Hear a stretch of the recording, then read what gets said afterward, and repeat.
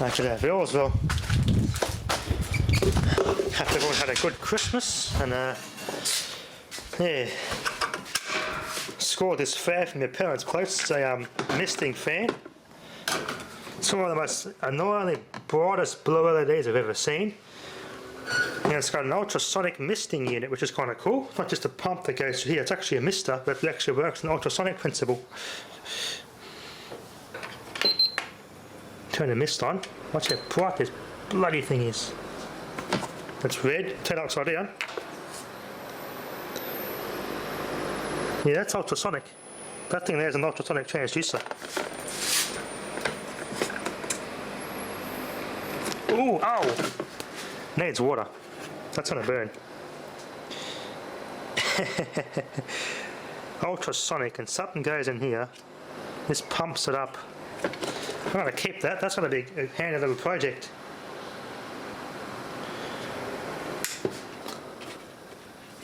Got a bit hot, but it's an ultrasonic mister. I'm going to try and turn this to an ultrasonic cleaner of some sort.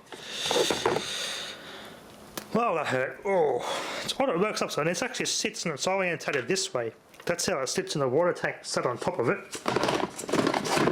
And this is blue mist up this pipe somehow. And up in this hose, it is blue mist, ultrasonically vaporised water. Now, in theory, I could take this fan off and wire this control unit up to a ceiling fan, and that'd work. That'd work fine. I put the mister in place of the light, and then stick that mister, the output, in place of the light, and just run a hose through the centre. I don't know if it's big enough though. I put the mister in the middle there, like that, where this light was, and replace it with that mister, and basically turn this ceiling fan into a misting ceiling fan. That'd be kind of cool. But I think this size of this thickness of this tube plays an important part, because I'll have to go around it, away from the blades and back this way again. That might be kind of dodgy and look kind of crap, but I have a feeling this might not work without that proper tank installed, because that proper tank was broken.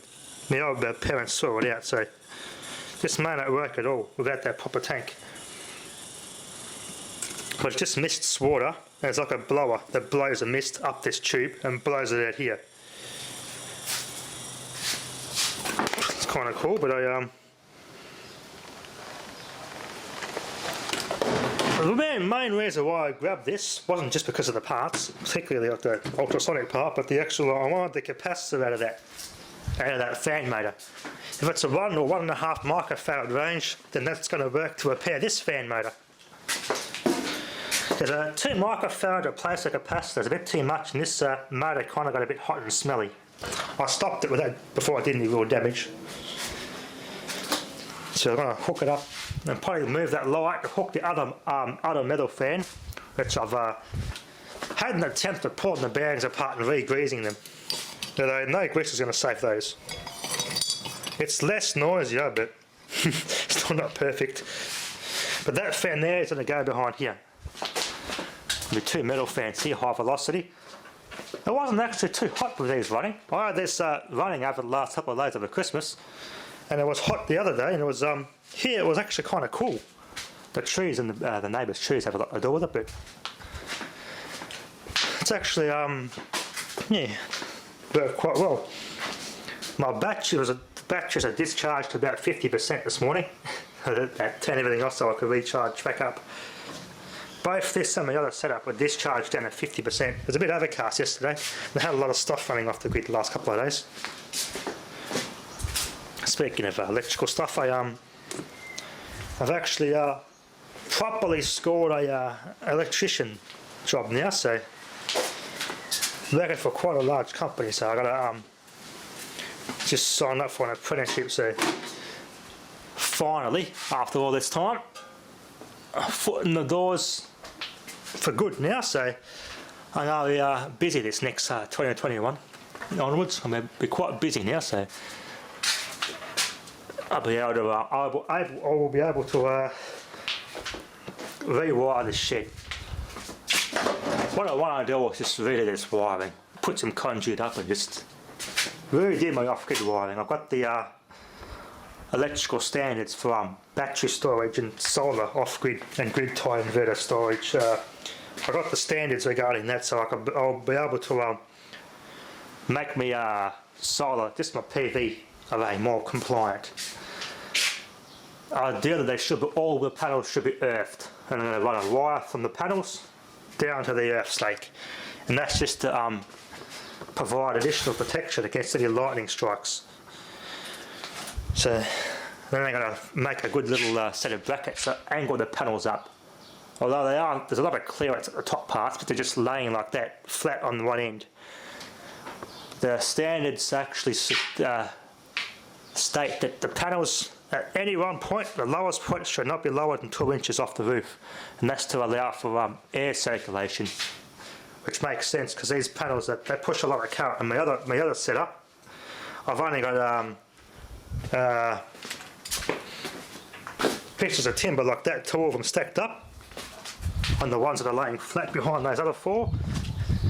I've got about 3 inches or so of clearance at one end, but the way they're sitting, it's they get plenty of airflow.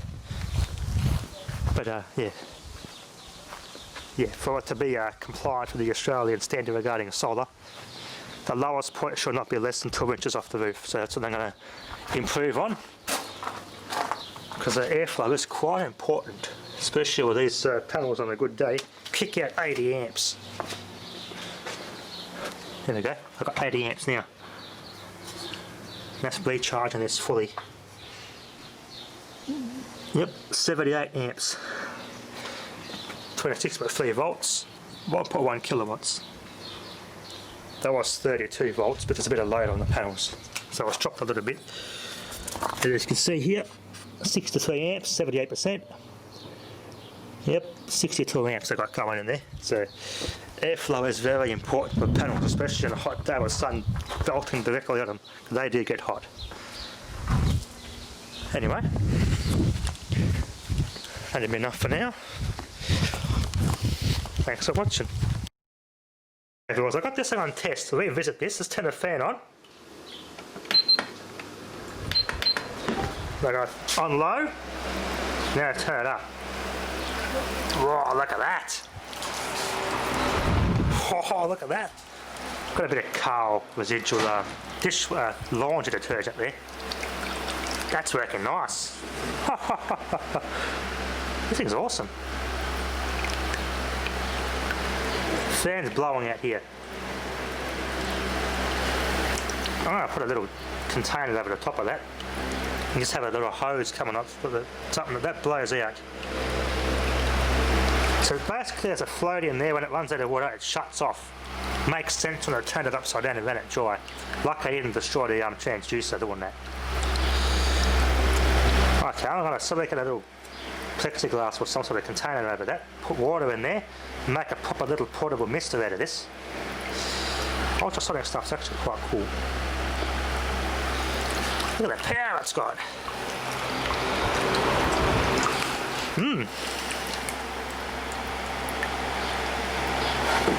Very cool stuff, but yeah, I never rinsed this container when it was empty.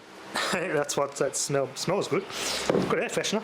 I think it's something that pressurises the container, which goes to this hose and pushes that mist through this hose and through here. What I should do, take this off and make this just separately attachable and portable. Just set it in front of one of these fans. Have it as a standalone misting unit for any fan I want. I might do that. I don't really need this control unit. This just goes straight to the switch and powers this. This can be powered as a standalone unit. All the circuitry is inside here. There's a driver board in there. And this is all self-contained.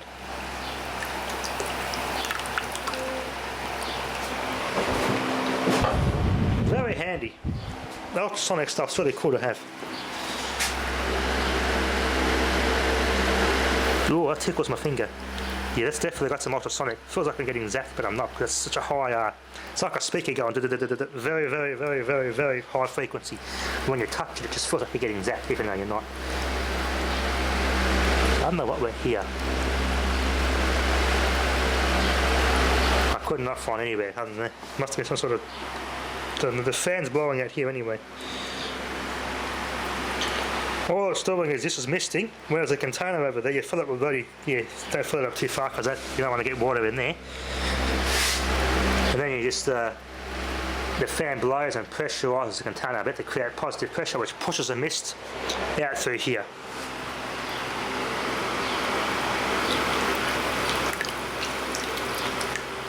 Pretty cool though. And the fan off. This is powered separately, see the fan's off, this just runs on its own separately. Sure is cool.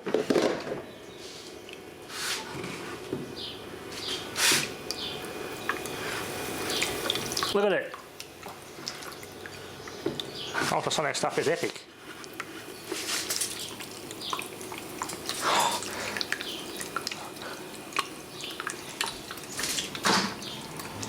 Good air freshener. Smells good. How cool is that, eh? Ultrasonic stuff. I got an ultrasonic diffuser / mister chucked in for nothing.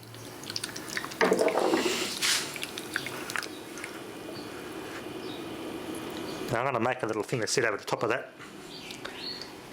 This is going to be powered separately. I'm going to take this off separately, separate it, have a portable aromatic ultrasonic diffuser to make the room smell good. You get those essential oils we put in there. One of those, and double as a mister with just regular water. I'm going to put something to go over the top of that, a custom thing, just so I can guide this fan to blow out a nozzle. You can get anything decorative. You can buy all sorts of decorative things that go over that and make it look nice and pretty. So when it runs out of water, it shuts off. This little thing is a float. If I push that down, it should shut off. It does, see? That's a float with a magnetic switch in there. When that float drops, turns it off. That's all I need. It's all got the integrated safety in there, so I don't burn out the transducer. How cool's that? Anyway, that'll be enough for now. Thanks for watching.